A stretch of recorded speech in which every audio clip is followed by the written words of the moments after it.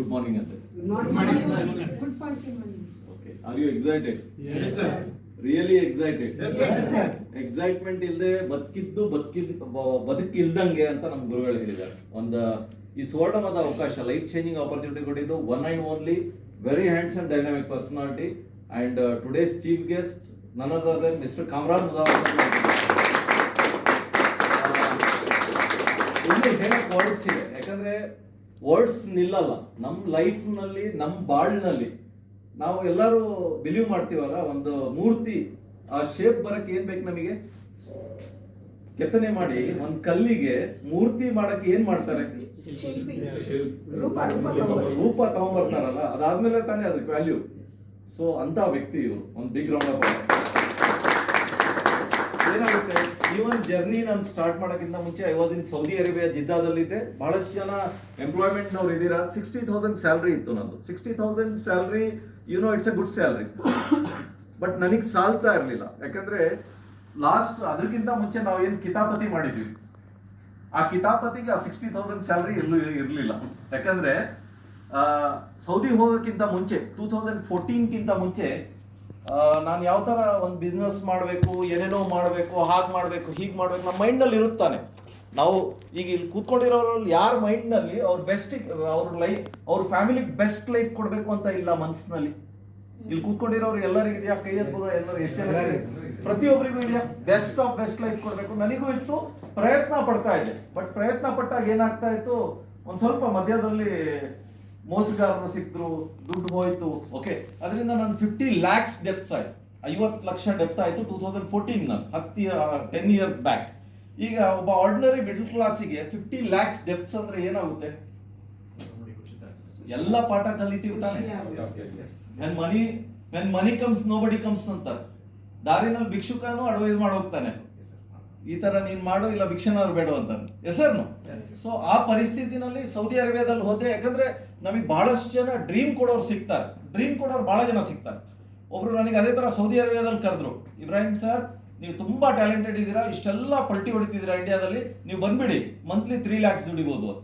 ಸೌದಿಗೆ free visa ಎಲ್ಲ free. ಯಾಕಂದ್ರೆ ಅವ್ರು ನೋಡ್ತಾ ಇದ್ರು ಇಲ್ಲಿ ನಾನು ಓಡಾಡ್ತಾ ಇದ್ದಿದ್ದು, ಕೆಲಸ ಮಾಡ್ತಾ ಇದ್ದಿದ್ದು, ಹಾರ್ಡ್ ವರ್ಕ್ ಮಾಡ್ತಾ ಇದ್ದಿದ್ದು. ಅಲ್ಲಿ ಹೋದ್ಮೇಲೆ ನನಗೆ ಗೊತ್ತಾಯ್ತು 60,000 ಸ್ಯಾಲ್ರಿ ಅಂತ. 50,000 ನಮ್ಮ ತಂದೆಗೆ ಕಳಿಸ್ತಾ ಇದೆ, 10,000 ನಾನು ಜೀವನ ಮಾಡ್ತಾ ಇದೆ. 50,000 ಕಳಿಸಿದ್ರು ಕೆಲಸ ಮಾಡ್ತಾ ಮಾಡ್ತಾ 1 ತಿಂಗಳು, 2 ತಿಂಗಳು, 3 ತಿಂಗಳು, 4 ತಿಂಗಳು, ಆಮೇಲೆ ಯೋಚನೆ ನನಗೆ ಬಂತು, 50 lakhs ನಾನು ಸಾಲ ತೀರಿಸಬೇಕು ಅಂದ್ರೆ ಪರ್ ಮಂತ್ 50,000 ಕಳಿಸಿದ್ರು ಎಷ್ಟು ವರ್ಷ ಬೇಕು ನನಗೆ? ಜಸ್ಟ್ ಇಮ್ಯಾಜಿನ್ ಮಾಡಿದೆ ನಾನು. 10 to 15 years ಬೇಕು ಬರೀ ಸಾಲ ತೀರ್ಸಕ್ಕೆ. 10 to 15 years ಬೇಕು ಅಂದ್ರೆ ನಾನು ಸಾಧನೆ ಮಾಡೋದೇನಿದೆ ಅದರಲ್ಲಿ? ಸೊ ಆ ಟೈಮ್ನಲ್ಲಿ ಬ್ರೈನ್ ನಂದು ಹುಡುಕ್ತಾ ಇತ್ತು, ಏನ್ ಮಾಡೋಣ, ಮತ್ತೆ ಇಂಡಿಯಾ ಹೋದ್ರೆ ಮತ್ತೆ ಇಲ್ಲಿ ನಾವೆಲ್ಲ ಬಡ್ಡಿಗೆ ತಗೊಂಡಿದ್ದು ದುಡ್ಡು, ಬ್ಯಾಂಕ್ ಲೋನ್ಸ್ ಅಲ್ಲ, ಕೈ ಬಡ್ಡಿಗೆ ತಗೊಂಡಿದ್ದು. ಮಂತ್ಲಿ ಬಡ್ಡಿ 1.5-2 ಲಕ್ಷ ಆಯ್ತು. ಮತ್ತೆ ಅಲ್ಲಿ ಹೋದ್ರೆ ಮತ್ತೆ ಹಿಡ್ಕೊಳ್ತಾರಪ್ಪ, ಫಸ್ಟ್ ಕ್ಲಿಯರ್ ಆಗ್ತಾ ಇರ್ಲಿ ಅವ್ರದ್ದು, ಏನೇನೋ ಯೋಚನೆ. ಆ ಟೈಮ್ನಲ್ಲಿ ಹೀಗೆ ಯೂಟ್ಯೂಬ್ ಆನ್ ಮಾಡುವಾಗ ಒಂದು ವಿಡಿಯೋ ಬಂತು. ವಿಡಿಯೋದಲ್ಲಿ ಕಾಮರಾನ್ ಸರ್ ಬಂದ್ರು, ಒಂದು 3 minutes ವಿಡಿಯೋ. ಇಂಡಿಯಾದಲ್ಲಿ ಡೈರೆಕ್ಟ್ ಸೆಲ್ಲಿಂಗ್ ಯಾವ ತರ ರೆವಲ್ಯೂಷನ್ ತಗೊಂಡ್ಬರ್ತಾ ಇದೆ, ಏನೆಲ್ಲ ಆಗ್ತಾ ಇದೆ ಚೇಂಜಸ್ ಅಂತ ನನಗೆ ನೆನಪಾಯ್ತು. ಇವರೆಲ್ಲ ತುಂಬಾ ಹೇಳ್ತಾ ಇದ್ರಲ್ಲ, ಯಾಕಂದ್ರೆ ಇವ್ರು ಬಿಸ್ನೆಸ್ ಸ್ಟಾರ್ಟ್ ಮಾಡುವಾಗ 2013 ನಲ್ಲಿ ನನಗೆ ಬಿಸ್ನೆಸ್ಗೆ ಕರೆದಿದ್ರು. ಇವರು ಕರೆದಾಗ ತುಂಬಾ ದೊಡ್ಡ ಮಾತು ಹೇಳ್ತಾ ಇದ್ರು, ಇಬ್ರಾಹಿಂ ಬಾ ಈ ತರ ಮಾಡೋಣ, ಆ ತರ ಮಾಡೋಣ, ಲ್ಯಾಕ್ಸ್ ಟು ಇನ್ಕಮ್ ಮಾಡೋಣ. ನನಗೆ ಬಿಲೀವ್ ಇರ್ಲಿಲ್ಲ. ಯಾಕಂದ್ರೆ ನಾವೆಲ್ಲ ಬೆಳೆದಿರೋ ವಾತಾವರಣ ಯಾವ ತರ ಇದೆ ಅಂದ್ರೆ, ಯಾರು ಹೇಳಿದ್ರೆ ಇದೆಲ್ಲ ಆಗುತ್ತಾ, ಇದೆಲ್ಲ ನಡೆಯುತ್ತಾ? ಯಾಕಂದ್ರೆ ಡೈರೆಕ್ಟ್ ಸೆಲ್ಲಿಂಗ್ ಬಗ್ಗೆ ಈಗಲೂ ಅದೇ ಒಪಿನಿಯನ್ ಇರೋದು, ವರ್ಲ್ಡ್ ವೈಡ್ ಬೇರೆದಿದೆ. ನನಗೆ ಒಂದು ಅರ್ಥ ಆಯ್ತು, ಇವ್ರು ಏನ್ ಮಾಡ್ತೀಯಾರ ನೋಡೋಣ, ಕ್ರಾಸ್ ಚೆಕ್ ಮಾಡೋಣ ಅಂತ ಇವ್ರಿಗೆ ಫೋನ್ ಮಾಡಿದ್. ನಾನು ಫೋನ್ ಮಾಡಿದಾಗ ಸರ್ ಹೇಳಿದ್ರು ನನಗೆ, ನಾನು ಫೋನ್ ಮಾಡಿದ್ದು 2016 ಎಂಡ್ನಲ್ಲಿ. ಸರ್ ನನಗೆ ಹೇಳಿದ್ರು, Ibrahim today my monthly income is 6 lakh rupees. ಎಷ್ಟು? 6 lakh. In 3.5 years 6 lakhs income. Good income, bad income? Very good income. ನನಗೆ ಬರೇ ಏನ್ ಇಮ್ಯಾಜಿನೇಷನ್ ನಲ್ಲಿ ಬಂತು ಅಂದ್ರೆ, ಯಾವ ತರ ಮಾಡಿದ್ರು ಇವರು. ನಾನೇನಾದ್ರೂ 6 lakhs ಮಾಡಕ್ ಸ್ಟಾರ್ಟ್ ಮಾಡಿದ್ರೆ 1 ವರ್ಷ ಸಾಕಲ್ಲಪ್ಪ ನನಗೆ. ನಮ್ಗೆ ಯೋಚನೆ 1 ವರ್ಷ ಸಾಕಲ್ಲ, 1 ವರ್ಷ ಮಾಡಿದ್ರೆ ಸಾಕು. ಏನ್ ಮಾಡಿದ್ರು ಕೇಳಲ್ಲ. ಮತ್ತೆ ನೋಡಿದೆ ಏನ್ ಮಾಡ್ತಾ ಇದಾರೆ ಇವರು. ನೋಡಿ, ಒಂದ್ ಏನಾಗುತ್ತೆ, ಈ ಬಿಸ್ನೆಸ್ ಬಗ್ಗೆ ಏನಾದ್ರೂ ಎಲ್ಲರಿಗೂ ಗೊತ್ತಾಗ್ಬಿಟ್ರೆ ಈ ಬಿಸ್ನೆಸ್ ಬಿಟ್ಟು ಬೇರೆ ಯಾವ್ದು ಮಾಡಲ್ಲ. ಯಾಕಂದ್ರೆ ಸಿಂಪಲ್, ನಾನು ಹೇಳ್ತೀನಿ ಏನ್ ಮಾಡ್ಬೇಕು. ಈ ಬಿಸ್ನೆಸ್ ಸ್ಟಾರ್ಟ್ ಮಾಡಿದಾಗ ಒಂದ್ ಸ್ವಲ್ಪ ಪ್ರಾಬ್ಲಮ್ಸ್ ಬಂತು. ಯಾಕಂದ್ರೆ ಬಿಸ್ನೆಸ್ ಬಂದಾಗ ಚಿಕ್ಕ ಪುಟ್ಟ ಪ್ರಾಬ್ಲಮ್ಸ್ ಬರುತ್ತೆ, ದೊಡ್ಡ ಪ್ರಾಬ್ಲಮ್ಸ್ ಬರುತ್ತೆ, ನೋ ಪ್ರಾಬ್ಲಮ್. ಬಟ್ ಈ ಬಿಸ್ನೆಸ್ ನಲ್ಲಿ ಮೈಂಡ್ ಸೆಟ್, ಯಾಕಂದ್ರೆ ಗಿಫ್ಟ್ ಆಗಿ ಇವ್ರು, ಯಾಕಂದ್ರೆ ಆ ಟೈಮ್ ನಲ್ಲಿ ನನ್ನ ಮೈಂಡ್ ನ ಸೆಟ್ ಮಾಡಿದ್ರು ಇವ್ರು. ಅವ್ರು ಹೇಳಿದ್ರು ಇಷ್ಟೇ, ಇಬ್ರಾಹಿಂ ನನಗೆ ಒಂದ್ಸತಿ ಕೂರ್ಸ್ಕೊಂಡು ಬರ್ಸಿದ್ರು ಅವ್ರು, ಎಷ್ಟು ಡೆಪ್ಸ್ ಇದೆ ಬರೀ ನಾನು ಬರ್ದಾಗ ಅರೌಂಡ್ 45-50 lakhs ಡೆಪ್ಸ್ ನಂದು. ಇವ್ರು ಹೇಳಿದ್ರು ಓಕೆ ಇತ್ನಾ ಡೆಪ್ಸ್. ನಾನು ಏನು ಯೋಚನೆ ಮಾಡಿದೆ, ಇವ್ರು ಕೇಳ್ತಿಯಾರಂದ್ರೆ ಕ್ಲಿಯರ್ ಮಾಡ್ಬಿಡ್ತಾರೇನೋ ಅಂತ. ಸರ್ ಕೇಳ್ತಿಯಾರಂದ್ರೆ ಇಂಡಿಯಾಗೆ ಬಂದ್ಬಿಟ್ಟಿದ್ದೀನಿ, ಒಂದೇ ಒಂದು ಮಾತಿಗೆ ಬಂದೆ ನಾನು. ಯಾಕಂದ್ರೆ ಸರಿಗೆ ಗೊತ್ತಿದೆ, ನನ್ನ ಫ್ಯಾಮಿಲಿಗೆ ಗೊತ್ತಿರಲಿಲ್ಲ ಈ ಬಿಸ್ನೆಸ್ ಬಗ್ಗೆ, ಡೈರೆಕ್ಟ್ ಸೆಲ್ಲಿಂಗ್, ನೆಟ್ವರ್ಕ್ ಮಾರ್ಕೆಟಿಂಗ್ ಬಗ್ಗೆ ಗೊತ್ತಿರಲಿಲ್ಲ. ನಮ್ಮ ತಂದೆ tailor, okay. Elder brother is a software engineer, younger brother is a SAP MBA, sister MSW, okay. ಇವರೆಲ್ಲ ಎಜುಕೇಟೆಡ್, ಬಟ್ ಡೈರೆಕ್ಟ್ ಸೆಲ್ಲಿಂಗ್ ಬಗ್ಗೆ ಅವೇರ್ನೆಸ್ ಇರಲಿಲ್ಲ. ಬಟ್ ಸರ್ ಏನ್ ಹೇಳ್ತಾ ಇದ್ರು, ನಂತರ ನೀನ್ ದುಡಿತೀಯ ಅಂತ. ನನಗೆ ಒಂದೇ ಬೇಕಾಗಿರೋದು, ನನಗೆ ನೀನ್ ಮಾಡ್ತೀಯ ಅನ್ನೋರು ಬೇಕಾಗಿತ್ತು. ಯಾಕಂದ್ರೆ ನಾವು ಡೌನ್ ಇದ್ದಾಗ ಯಾರು ನಮಗೆ ಕೈ ಹಿಡಿಯೋರು ಬರಲ್ಲ. ಸರ್ ಹೇಳ್ತಾ ಇದ್ರು ನೀನ್ 3 to 5 years ನೀನ್ ಕ್ಲಿಯರ್ ಮಾಡ್ತೀಯ ಬಾ ಅಂತೀವಿ ಸರ್. ನಾನು ಸರ್ ಮಾತು ಕೇಳ್ಕೊಂಡ್ ಬಂದೆ, ಕೂತ್ಕೊಂಡಾಗ ನಾನೇನು ಅನ್ಕೊಂಡು ಇವ್ರು ಕ್ಲಿಯರ್ ಮಾಡ್ಬಿಡ್ತಾರೇನೋ ಅನ್ಕೊಂಡು. ಅದು ಬರದಾದ್ಮೇಲೆ ಅವ್ರು ಹೇಳಿದ್ರು ಇಷ್ಟು ಮಾಡಿದ್ಯಾ ಅನ್ನೋದ್ರ ಒಂದು 35,000 ಅರೇಂಜ್ ಮಾಡೋದು. ಇಷ್ಟೇ ಸಾಲ ಮಾಡಿದ್ಯಾ, ಮತ್ತೊಂದು 35,000 ಅರೇಂಜ್ ಮಾಡು, ಲೈಫ್ನಲ್ಲಿ ಒನ್ ಟೈಮ್ ಅರೇಂಜ್ ಮಾಡು. ನಾನು ಹೇಳಿದೆ ಸರ್ ಏನು ದುಡ್ಡಿಲ್ಲ ಸರ್, ಎಲ್ಲ ಖಾಲಿ ಆಗಿದೆ ನನ್ನದು. ಇವ್ರು ಹೇಳಿದ್ರು ಇಲ್ಲ, ಒನ್ ಟೈಮ್ ಲೈಫ್ನಲ್ಲಿ ಅರೇಂಜ್ ಮಾಡಿದ್ರೆ ಇದೆಲ್ಲ ಸಾಲ ತೀರುತ್ತೆ ಅಂದರು. ಆ ಟೈಮ್ ನಾನು ಅಡ್ಜಸ್ಟ್ ಮಾಡಿ ಅಮೌಂಟ್ ಅರೇಂಜ್ ಮಾಡಿದೆ, ಅರೇಂಜ್ ಮಾಡಿದೆ.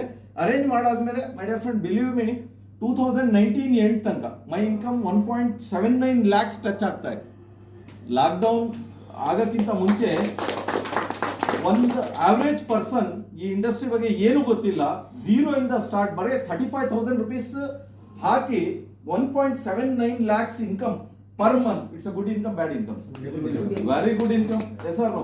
ಆಲ್ಮೋಸ್ಟ್ 60-70% ಡೆಪ್ಸ್ ನಮ್ದು ತೆಗ್ದಾಕ್ದೆ ನಾನು. ಲಾಕ್ಡೌನ್ ಬಂತು, ಮತ್ತೆ ಪವರ್ ಆಫ್ ಸರೌಂಡಿಂಗ್ ಅಂತೀವಿ, ಅಸೋಸಿಯೇಷನ್ ಅಂತೀವಿ, ರಿಯಲ್ ಎಸ್ಟೇಟ್ ಫ್ರೆಂಡ್ಸ್, ಅದು ಇದು ತೋರ್ಸೋರು, ದುನಿಯಾ ತೋರ್ಸೋರು ಬಹಳ ಜನ ಸಿಗ್ತಾರೆ. ಅಗೇನ್ ಒಂದು 8-9 months back I connected with Kamran sir. ನಂದು ಐಡಿಯಲ್ಲೇ ಇತ್ತು. I started working hard. Average my income today 1 lakh to 1.5 lakhs per month ಇದೆ ಆವರೇಜ್. ಬಿಲೀವ್ ಮೀ, ಇದೆಲ್ಲ ಯಾಕೆ ನಿಮಗೆ ಹೇಳ್ತಾ ಇದ್ದೀನಿ ಅಂದ್ರೆ, ಡೈಜೆಸ್ಟ್ ಆಗಲ್ಲ ನಮಗೆ. ಇದೆಲ್ಲ ಆಗುತ್ತಾ ಅನ್ನೋದು ಡೈಜೆಸ್ಟ್ ಆಗಲ್ಲ. ಯಾಕೆ ಡೈಜೆಸ್ಟ್ ಆಗಲ್ಲ ಅಂದ್ರೆ, ನಾವು ಯಾವತ್ತೂ ಬಿಸ್ನೆಸ್ ಮಾಡಿಲ್ಲ. ನೋಡಿ, ಇದೇನು ಬಿಸ್ನೆಸ್ ಆಪರ್ಚುನಿಟಿ ಇದೆ, ನಾವು ಏನ್ ಮಾಡ್ತಾ ಇದೀವಿ ಇಲ್ಲಿ. ಎಕ್ಸಾಂಪಲ್ ನೀವು ಅರ್ಥ ಮಾಡ್ಕೊಳ್ಳಿ, ಇಲ್ಲಿ ಕೂತ್ಕೊಂಡಿರೋರಿಗೆ ಅಲ್ಲ, ಹೊರಗಡೆ ಹೋದಾಗ ಎಲ್ಲರಿಗೂ, ಯಾರಿಗಾರು ಕೇಳಿ, ನಿಮ್ ಡ್ರೀಮ್ಸ್ ಇದೆಯಾ, ಕಾರ್ ಬೇಕಾ, ಬಂಗಲೋ ಬೇಕಾ, ಫಾರಿನ್ ಟ್ರಿಪ್ಸ್ ಬೇಕಾ, ಮಕ್ಕಳಿಗೆ ಒಳ್ಳೆ ಎಜುಕೇಶನ್, ಏನಂತಾರೆ ಎಲ್ಲರೂ? ಇಲ್ಲಿ ಕೂತ್ಕೊಂಡಿರೋರು ಎಲ್ಲರಿಗೂ ಹೂ ಅಂತಾರೆ, ಪ್ರತಿಯೊಬ್ರು ಹೂ ಅಂತಾರೆ. ಬಟ್ ಏನ್ ಮಾಡ್ತಾ ಇದೀವಿ ನೋಡಿ, ಏನಾಗ್ತಾ ಇದೆ. ಪ್ಲಾನ್ ಶೋ ಹೇಳ್ದಾಗ ಹೇಳಿದ್ರು, ಬಿಸ್ನೆಸ್ ಮ್ಯಾನ್ 4 ಇದು ಮಾಡ್ತಾನೆ, ಟಾಸ್ಕ್ ಮಾಡ್ತಾನೆ. ಫಸ್ಟ್ ಟೀಮ್ ಕಟ್ತಾರೆ. ನಾವು ಯಾವತ್ನಾದ್ರು ಟೀಮ್ ಕಟ್ಟಿದೀವ? ಟೀಮ್ ಕಟ್ಟೋದು ಅಂದ್ರೆ ಮುಜುಗಾರ ಆಗುತ್ತೆ ನಮಗೆ. Yes or no? ಈ ಬಿಸ್ನೆಸ್ ನಲ್ಲಿ ಫಸ್ಟ್ ಟೀಮ್ ಕಟ್ತೀವಿ ನಾವು. ಟೀಮ್ ಕಟ್ಟಿದಾಗ ಏನಾಗುತ್ತೆ, passive income, unlimited income, okay. So ಇದೆಲ್ಲ ಥಿಂಗ್ಸ್ ಬರುತ್ತೆ. ಸೊ ಅರ್ಥ ಮಾಡ್ಕೊಳ್ಳಿ, ದಿಸ್ ಬಿಸ್ನೆಸ್ ಇವತ್ತು ನಾನು ಏನು ಸ್ಟಾರ್ಟ್ ಮಾಡಿದ್ದೀನಿ ಈ ಇಯರ್, ನಂದು ಆಲ್ಮೋಸ್ಟ್, ನಾನು ನಿಮಗೆ ಹೇಳ್ಬೇಕು, ಖುಷಿ ಆಗುತ್ತೆ, almost my depths clear and my dreams ಒಂದೊಂದೇ ಸ್ಟಾರ್ಟ್ ಆಗಿದೆ. ನಾನು ಬಿಸ್ನೆಸ್ ಸ್ಟಾರ್ಟ್ ಮಾಡಿದ್ದು 35,000. ರೀಸೆಂಟ್ಲಿ 4-5 days ಬ್ಯಾಕ್ ನಾನು ಶಾಪಿಂಗ್ ಮಾಡಿರೋದು 35-40,000 ಬಟ್ಟೆ. ಅಂದ್ರೆ power of my life style ಅಂತ ಹೇಳ್ಬೋದು.